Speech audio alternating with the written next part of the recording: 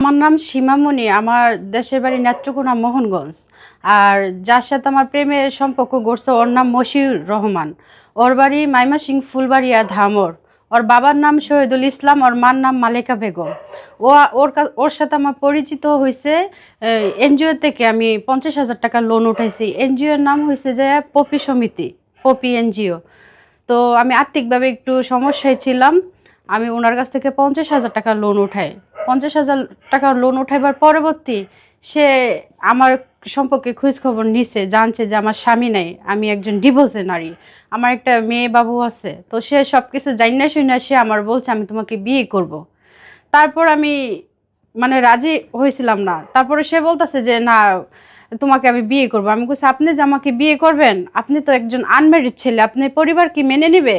পরে বলে পরিবার না মাইনা নিলে আমি তো তোমাকে ভালোবাসি, আমি তোমাকে নিয়ে সংসার করব, পরিবারে কি সমস্যা? তো এইভাবে আমি তার মানে ফাঁদে পা দিই না সে 2-3 মাস আমার পিছে ঘুইরা সে আমাকে মানে স্বামীর মতো সে আমাকে শাসন করত। তার নাম্বার যদি ব্লক করে রাখতাম সে আমার বাসায় আসতো, আইসা আইসা আমার শাসন করতো। তো আমি ভাবছি যে ছেলেটা হয়তো আমার সত্যিকারই ভালোবাসে, যেহেতু আমার স্বামী নাই, আমারও তো মনে করেন এইভাবে একা থাকা সম্ভব না। তো আমিও চাইছি যে আমি একটা সংসার করব, আর ছেলেটা যেহেতু আমাকে ভালোই বাসে, তাহলে তাকে আমার ভালোবাসতে কোনো অসুবিধা নাই। তখন তাকে আমি ভালোবাসার পরে এখন সে আমার সাথে মানে শারীরিক মিলামিশা করার পরে এখন সে অস্বীকার করে আমাকে বিয়ে করবে না। তো আমি বলছি যে বিয়ে করবে না কেন? কয় তোমার তো বিয়ে হয়েছে, একটা বাচ্চা আছে, আর আমার ফ্যামিলি এটা মেনে নেবে না।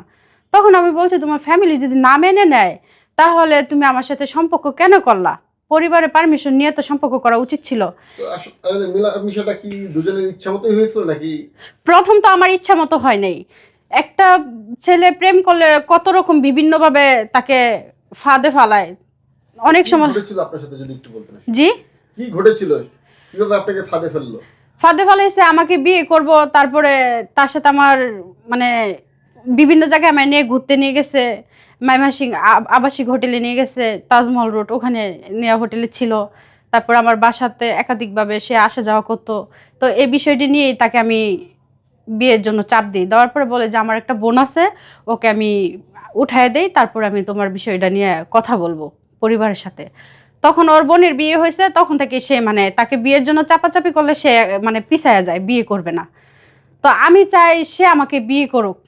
আর মানে এই ছেলের মানে ঘটনা আরও আমি মানে আমার বিষয়টা শোনার পরে আরেকটু তথ্য আমি জানতে পারছি। এই ছেলে এর আগেও আরও 3টা মানে জীবন নষ্ট করছে মেয়ের। একটা করছে তার এলাকাতে, আর একটা নোয়াখালীর এক মেয়ে ছিল, এই প্রমাণ আছে সে যে আরও 3টা মেয়ের জীবন নষ্ট করছে, এরকম ধরনের প্রমাণ আছে আমার কাছে। আর তার বাবা মা মানে এরকম টাইপের যে আমাকে তারা টাকা দিয়া করতে চাইতেছে যে টাকা দিলে সব কিছু সমস্যার সমাধান হয়ে যাব। এখন আমি একটা কিছুই দেশবাসীর কাছে জানতে চাই, মেয়েদের ইজ্জত কি টাকার বিনিময়ে বিক্রি হয় নাকি? হুম, আমি তো তাকে ভালোবাসা তার সাথে আমার সব কিছু চাই। সেও তো আমাকে বিয়ের প্রতিশ্রুতি দিছে যে সে আমাকে বিয়ে করবে। তো এখন সে আমার সব কিছু লুটপাট করে নেওয়ার পরে এখন বলে যে বিয়ে করবে না, এটা তো সম্ভব না।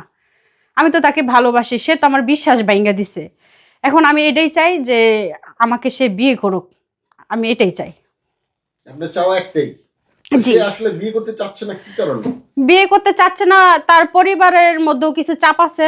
কারণ তার পরিবার চায় না যে বিবাহিত মেয়ে বিয়ে করুক, কারণ তার পরিবারই তাকে দিয়ে এরকম করাইছে।